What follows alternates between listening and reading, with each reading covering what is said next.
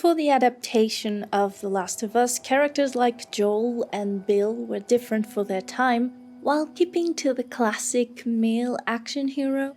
They are different because, beyond their stoicism, they are also emotional characters. More and more, the male protector trope stands in a more positive light instead of the toxic protector boyfriend or father, for example. Protector tropes are not exclusive to men. However, lately the male characters have been through more subversions than the female. That's because of a shift in our views in masculinity in contrast with toxic masculinity.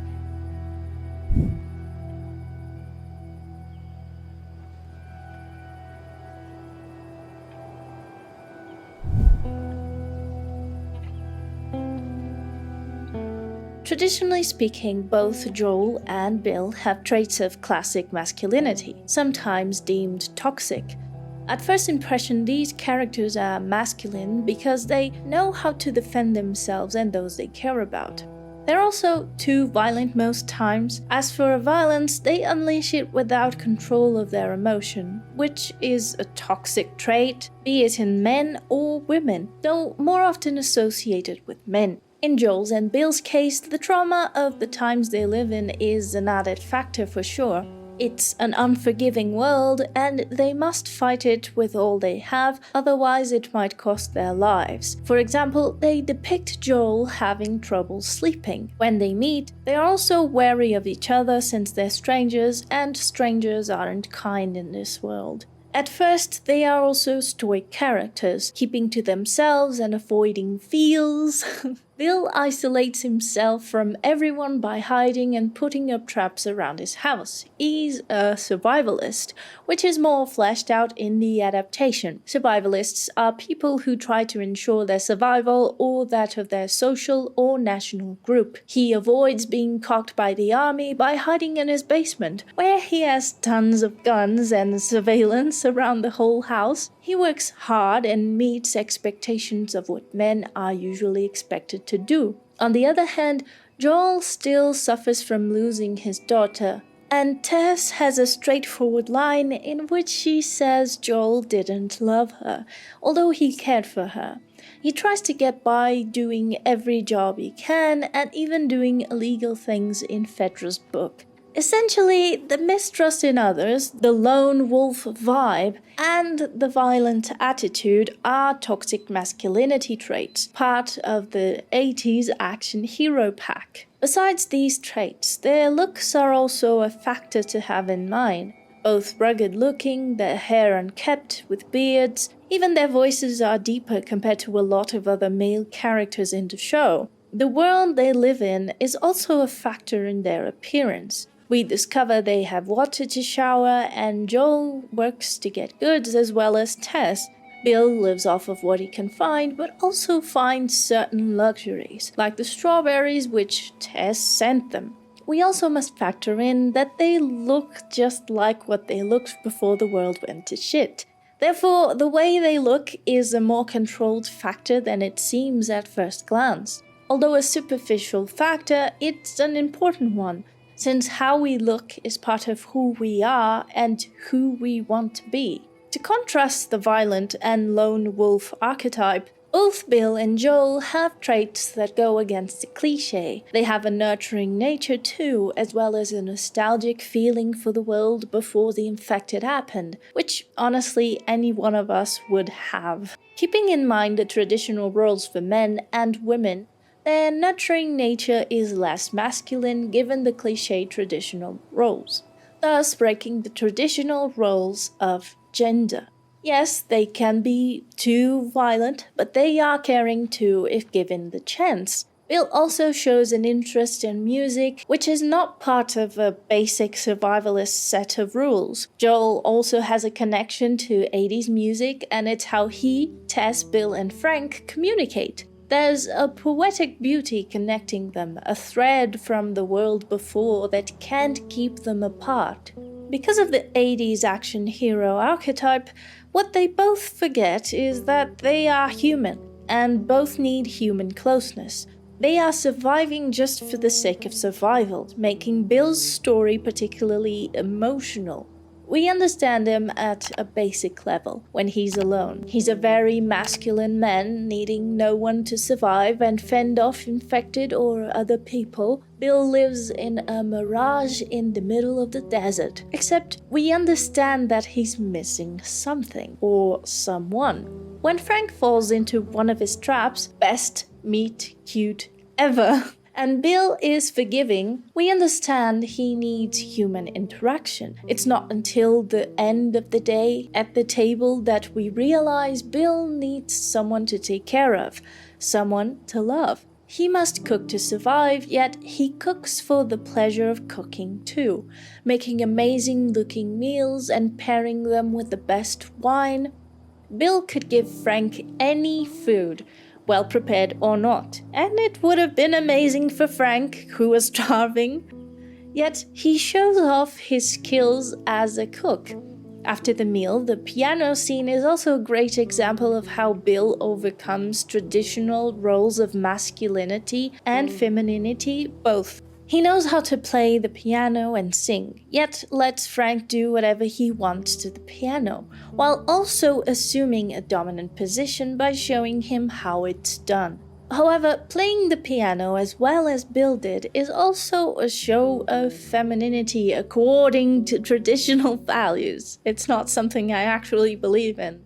Arts are often a show of emotion, especially music. It's like Frank tore down Bill's walls, making him vulnerable within the span of a single day.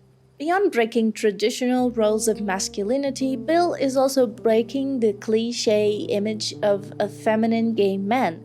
Gay people, like other people, are far more complex than just feminine or masculine. In the show, Bill's ending is better suited because he shows us he realized life is more than just surviving.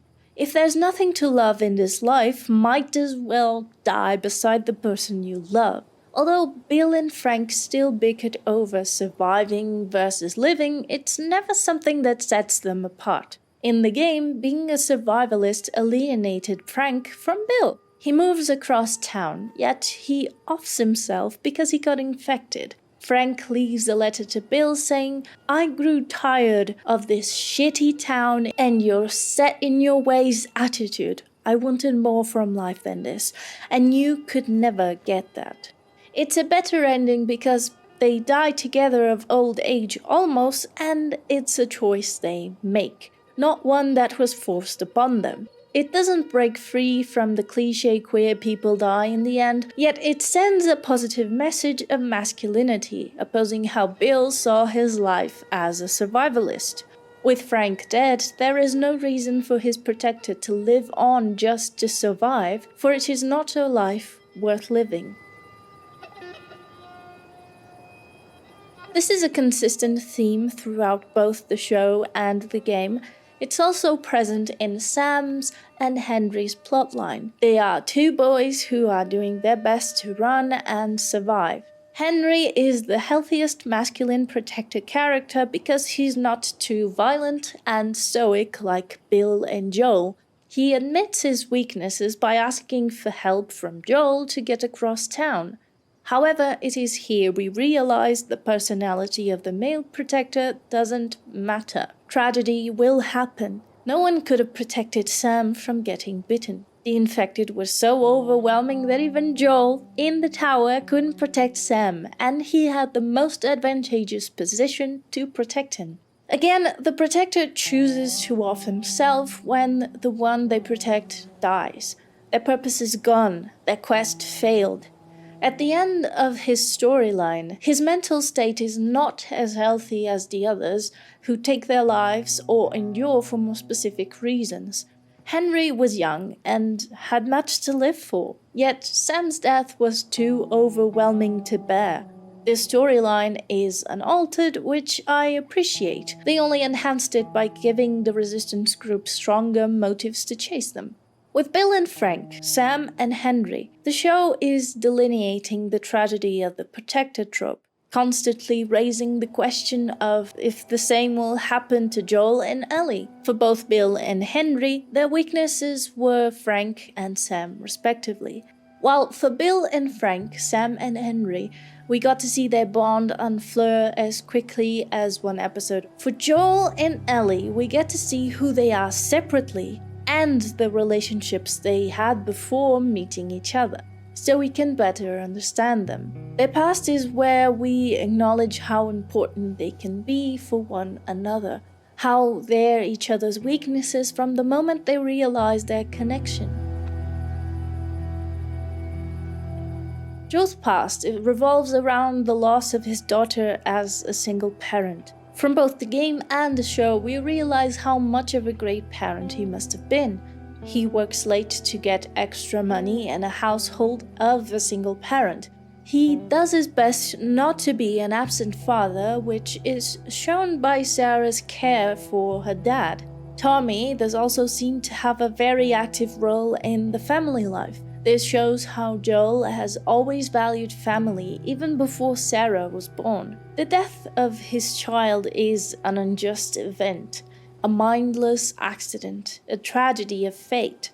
This is the event that shapes Joel into the character we see before he meets Ellie, a violent, solitary man who trusts no one in this unjust world. In episode 6, Joel gets upset when Tommy tells him he's going to be a father, a reaction rooted in fear. He knows how this world can treat the frailest, so he's afraid for his nephew or niece. In that episode, we also get to see how he's allowing Ellie to break through his walls, and all the while, fear consumes his life, awake or asleep. The fear of losing someone he won't be able to protect haunts him, arising because of Ellie. Conflict sparks when he thinks the best thing for Ellie is for Tommy to take her to the Fireflies. Ellie has lost people too, but she reminds him it's not a good excuse to push others away.